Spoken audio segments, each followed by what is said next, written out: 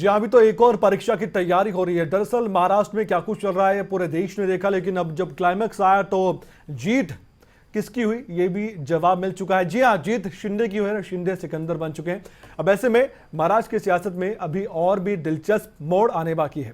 महाराष्ट्र के पूर्व मुख्यमंत्री और शिवसेना के चीफ उद्धव ठाकरे ने इस्तीफा दे दिया था। उसके बाद अब पहली बार मीडिया के सामने आए हैं। इस दौरान उद्धव ठाकरे ने प्रेस कॉन्फ्रेंस करते हुए कहा कि ये जो कहा जा रहा है कि मुख्यमंत्री शिवसेना का है वो गलत है। शिंदे शिवसेना के मुख्यमंत्री नहीं है। उद्धव ने कहा कि सत्ता के लिए रातों रात खेल किया जा रहा है। उद्धव ठाकरे ने कहा कि मेरे दिल से कोई भी महाराष्ट्र को नहीं निकाल सकता। अपनी इस प्रेस कॉन्फ्रेंस के दौरान उद्धव ठाकरे ने कहा कि मेरा गुस्सा मुंबई के लोगों पर मत निकालो, मेट्रो शेड के प्रस्ताव में बदलाव ना करें, मुंबई के पर्यावरण के साथ खिलवाड़ बिल्कुल भी ना हो। यह भी कहा गया कि ये जो कल हुआ, मैं पहले ही अमित शाह से कह रहा था कि 2.5 साल शिवसेना का मुख्यमंत्री हो और वही हुआ। पहले अगर ऐसा हो जाता तो महाविकास आघाड़ी का जन्म ही नहीं होता। जिस तरह से सरकार बनी है और एक तथाकथित शिवसेना कार्यकर्ता को मुख्यमंत्री बनाया गया है, मैंने अमित शाह से वही तो कहा था। यह सम्मानपूर्वक किया जा सकता था। शिवसेना आधिकारिक तौर पर आपके साथ थी, लेकिन ये मुख्यमंत्री शिवसेना की नहीं है।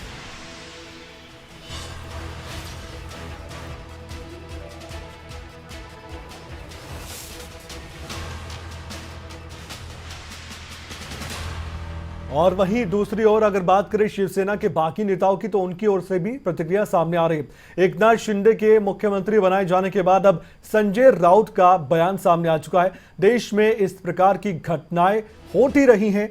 राउत ने बात कही, रणनीति हो या कूटनीति, इससे हमें फर्क नहीं पड़ता। ये उन्होंने कहा कि इससे हम कोई फर्क नहीं है, चाहे रणनीति कोई बनाए चाहे कूटनीति बनाए। ऐसे में क्या कुछ उनकी ओर से कहा गया, विस्तार से आप सुनिए। एक नई सरकार आई है, जो एक गुट बना था, इस गुट के साथ भाजपा ने अलायंस किया है और गुट के नेता एकनाथ शिंदे को राज्य का मुख्यमंत्री बनाया। देश में इस प्रकार की घटनाएं बहुत बार होती है। तमिलनाडु में हुई है, उड़ीसा में भी करने की कोशिश की थी, और भी राज्यों में हुई है। राजनीति में इस प्रकार की नई बात नहीं है। वो रणनीति हो या कूटनीति हो, हमें उससे कोई मतलब नहीं। एक सरकार महाराष्ट्र में आई है, उस सरकार को महाराष्ट्र के हित के लिए, महाराष्ट्र में कुछ अच्छा हुए इसलिए हम हमारी शुभकामनाएं देते हैं। मुझे नहीं लगता है कि हमारा और वहीं महाराष्ट्र के नए डिप्टी सीएम क्या कुछ कह रहे हैं, देवेंद्र फडणवीस, वो सबने सुना और देखा।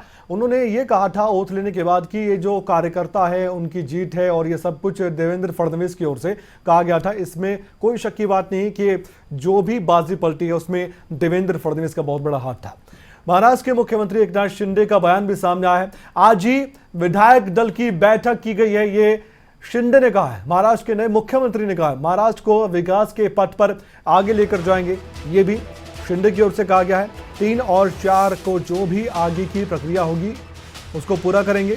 हमारे पास 170 विधायक हैं, ये तक बड़ा दावा किया गया है। पहले जो आंकड़ा है वो आप जानते हैं कि 155 का था, अब 170 का दावा किया गया है। बहुमत का कोई सवाल ही नहीं उठता है।